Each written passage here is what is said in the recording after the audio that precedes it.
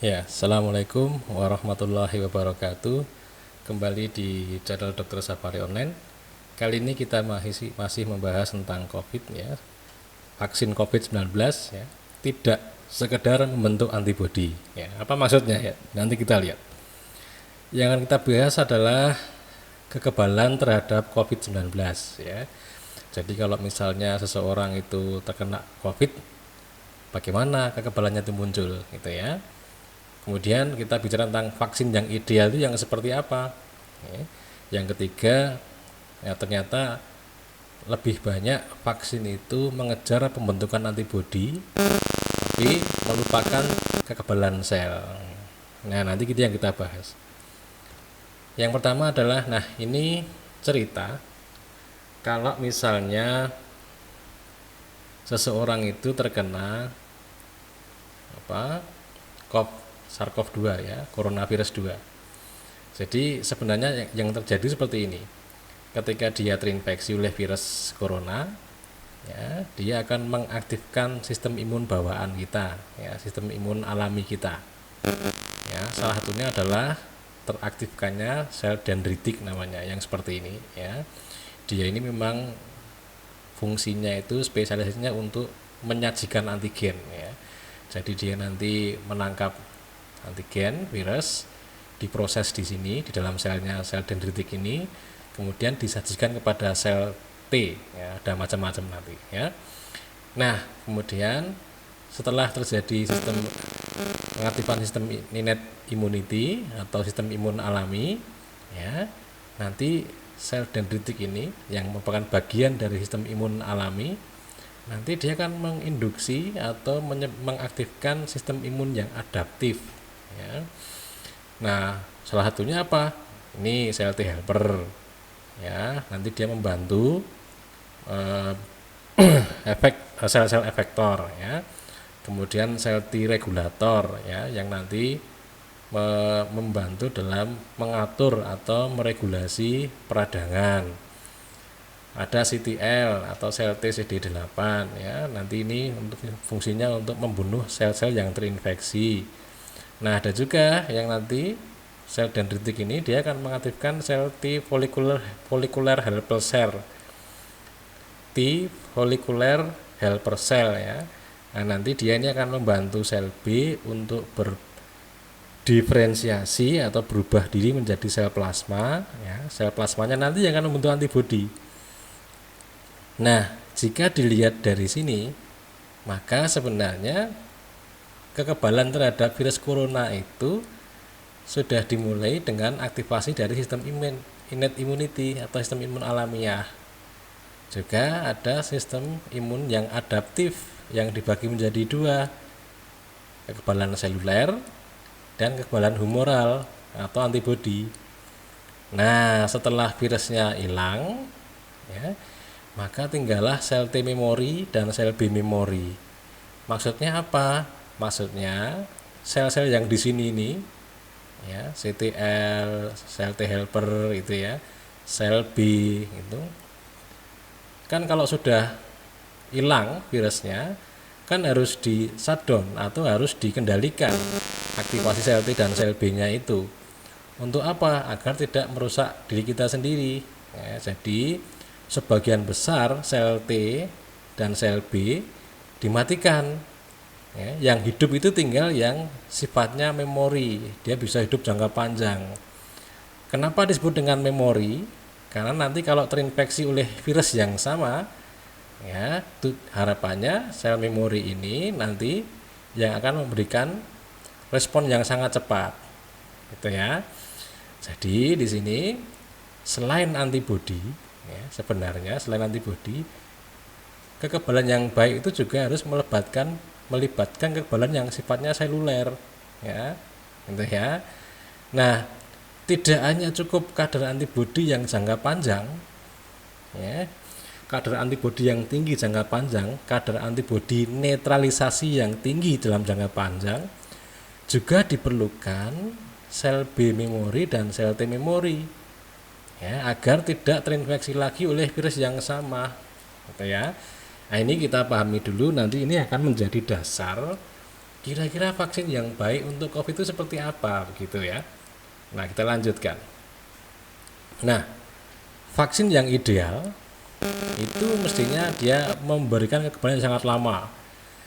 Seperti vaksin influenza itu kan tiap tahun harus suntik. Nah, itu tidak ideal. Idealnya itu sekali pemberian vaksin bisa sampai seumur hidup. Nah, itu yang bagus seperti itu. Ya. Melindungi diri dari variasi organisme penyebab penyakit, misalnya penyakit demam berdarah itu kan ada demam berdarah tipe 1, 2, 3, 4 ya. Sekarang malah sampai 5 gitu ya. Nah, itu harusnya vaksin yang baik itu melindungi dari keempat subtipe ini ya. Atau polio, ada polio 1, 2, 3 itu ya misalnya. Nah, itu harus bisa melindungi semua organisme itu ya. Kemudian mampu mencegah penyebaran penyakit. Artinya apa? Artinya kalau sudah divaksinasi, maka kalau program imunisasi vaksinasi itu sudah dijalankan, maka dia bisa mencegah terjadinya penyebaran penyakit, ya. Nah, ini yang pokok dalam kaitan dengan pembahasan kita adalah menimbulkan kekebalan yang sangat efektif. Maksudnya apa? Maksudnya tidak hanya antibodi yang terbentuk, ya, tapi juga ada kekebalan seluler dan kekebalan yang sifatnya itu trained immunity ya. Apa itu trained immunity? Silakan dilihat di video yang telah kita unggah di beberapa bagian tentang vaksin ya, vaksin BCG mencegah COVID dan seterusnya, itu namanya trained immunity ya. Nah, juga mampu melindungi dari penyakit pada setiap kalangan, orang tua, anak-anak, dewasa, ibu-ibu, ya, remaja dan seterusnya. Semua terlindungi. Mencegah penularan dari ibu ke bayi, ini juga termasuk vaksin yang ideal. Nah, idealnya juga pemberiannya sekali saja, jangan berulang kali ya. Kalau sekali saja itu ini ideal. Kenapa? Cukup sekali, irit ya, dan tidak terlalu menyakitkan ya. Kalau bisa tidak melalui injeksi ya, tidak terlalu invasif ya. Kalau bisa lagi murah, stabil dan aman ya. Nah, kalau bagus tapi mahal sekali ya nanti kesulitan untuk pengadaannya itu ya. Nah, ini vaksin yang ideal.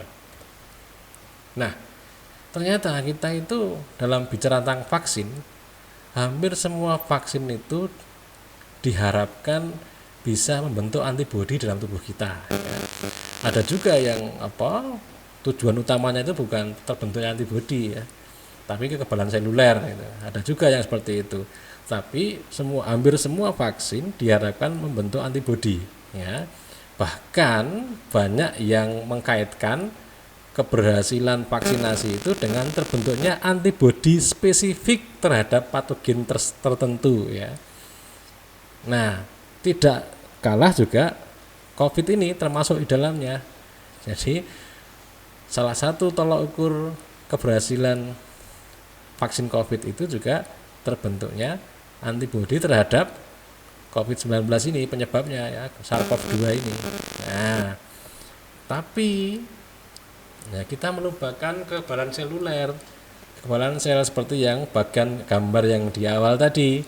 Ya, nyatanya kan untuk menghilangkan virus ya, untuk kita melawan virus itu dibutuhkan imunitas alami, dibutuhkan imunitas adaptif yang seluler, dibutuhkan imunitas adaptif yang sifatnya humoral antibodi, dan itu pun nanti hasil akhirnya itu tidak hanya cukup dengan kadar antibodi yang tinggi dalam waktu yang lama, tetapi juga harus ada sel T memori dan sel T SLB memori. Nah, terus sebenarnya yang mau disampaikan itu adalah prinsip vaksin yang baik itu adalah semakin vaksin menyerupai perjalanan penyakit alami, maka semakin baik. Ya. Nah, SARS-CoV-2 ini karena tadi gambarnya adalah seperti itu, menstimulasi imunitas alami dan adaptif, maka kekebalan yang baik itu juga harus menstimulasi imunitas alami dan imunitas adaptif Ya. Nah, adaptif juga ada dua kan, imunitas seluler dan antibodi. Jadi yang dikejar itu tidak cukup dengan antibodi saja, gitu ya. Nah, nanti insya Allah setelah ini kita akan membahas contoh vaksin untuk COVID-19 yang mampu menimbulkan imunitas alami dan imunitas adaptif. Ya, kalau dulu kita kan pernah membahas tentang vaksin untuk COVID yang inaktif virus. Jadi virus SARS-CoV-2-nya itu diinaktifkan atau dimatikan, kemudian disuntikkan. Nah, dulu sudah kita bahas, silahkan lihat videonya ya. Untung ruginya. Nah, untuk yang kali ini kita akan besok ya, kita setelah ini nanti kita akan membahas contoh vaksin COVID-19 yang bisa menimbulkan imunitas alami dan adaptif. Karena secara ringkas kemarin itu kita sebutkan kalau yang inaktif itu yang terbentuk terutama adalah antibodinya. Jadi yang alami maupun yang seluler tidak terlalu diprioritaskan. Saya kira demikian.